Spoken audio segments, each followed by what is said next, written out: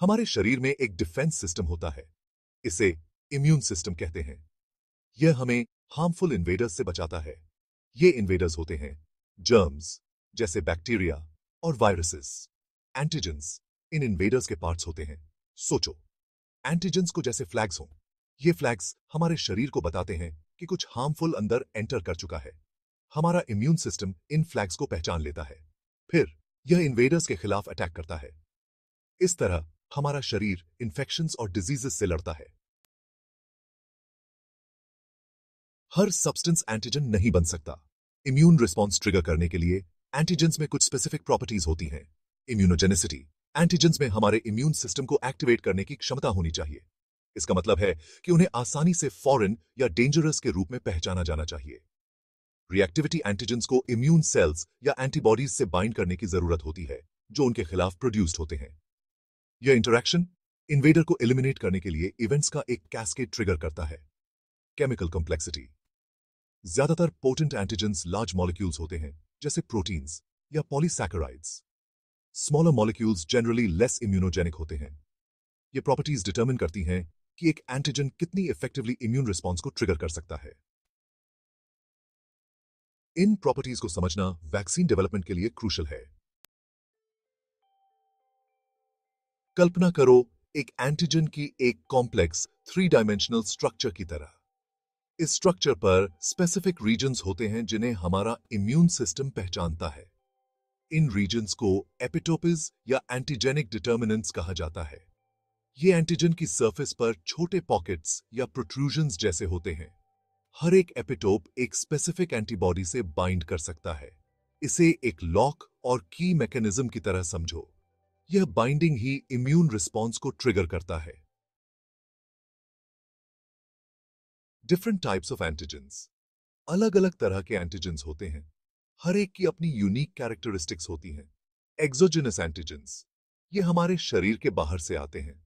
उदाहरण के लिए बैक्टीरिया, वायरसेस और फंजी। एंडोजीनस एंटीजेंस, ये हमारे खुद के सेल्स के अंदर जेनरेट होते हैं। उदाहरण के लिए वायरल इन्फेक्शन के दौरान प्रोड्यूस होने वाले वायरल प्रोटीन्स। ऑटो एंटीजेंस, कुछ मामलों में हमारा इम्यून सिस्टम गलती से हमारे अपने सेल्स को फौरन समझ लेता है। इससे ऑटो इम्यून डिजीजेस होती हैं। इन सेल्फ एंटीजेंस को ऑटो एंटीजेंस कहा जाता है। डिफरेंट टाइप्स के एंटीजेंस को समझने से हमें यह समझने में मदद मिलती है कि हमारा इम्यून सिस्टम वेरियस थ्रेट्स पर कैसे रिस्पॉन्ड करता है। एडजुवेंस, बूस्टिंग द इम्यून रिस्पॉन्स।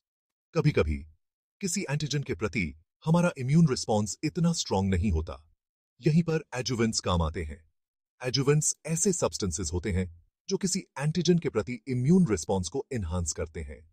ये कई तरीकों से काम करते हैं। स्लोइंग डाउन एंटीजन रिलीज, ये इम्यून सिस्टम को एंटीजन को रिकॉग्नाइज और रिएक्ट करने के लिए ज्यादा समय देता है। Enhancing antigen presentation, adjuvants immune cells को एंटीजेंस को और भी इफेक्टिवली प्रेजेंट करने में हेल्प कर सकते हैं, जिससे एक स्ट्रॉन्गर रिस्पॉन्स मिलता है। एक्टिवेटिंग इम्यून सेल्स, कुछ एडजुवेंट्स सीधे इम्यून सेल्स को एक्टिवेट कर सकते हैं, जिससे ओवरऑल इम्यून रिस्पॉन्स बूस्ट होता है। एडजुवेंट्स आमतौर पर वैक्सीन्स में उनकी इफेक्टिवनेस को इंप्रूव करने के लिए यूज किए जाते हैं। Understanding antigens crucial for health and medicine. Antigens हमारे इम्यून सिस्टम की इन्फेक्शंस को रिकॉग्नाइज और फाइट ऑफ करने की एबिलिटी की फाउंडेशन होते हैं। यह समझना कि एंटीजेंस कैसे काम करते हैं इफेक्टिव वैक्सीन्स डेवलप करने के लिए क्रूशियल है। पैथोजेंस से स्पेसिफिक एंटीजेंस की पहचान करके हम ऐसे वैक्सीन्स बना सकते हैं जो एक टारगेटेड इम्यून रिस्पॉन्स को ट्रिगर करते हैं। Diagnosing diseases, antigen based diagnostic tests हमारे शरीर में स्पेसिफिक पैथोजेंस की प्रेजेंस का पता लगा सकते हैं। ट्रीटिंग ऑटो इम्यून डिजीजेस, यह समझकर कि ऑटो एंटीजेंस हमारे अपने सेल्स के खिलाफ इम्यून रिस्पॉन्सेस को कैसे ट्रिगर करते हैं, हम इस हार्मफुल रिएक्शन को सप्रेस करने के लिए थेरेपीज डेवलप कर सकते हैं। एंटीजेंस पर रिसर्च, इम्यून सिस्टम के बारे में हमारी अंडरस्टैंडिंग को और डीपन करती रहती है।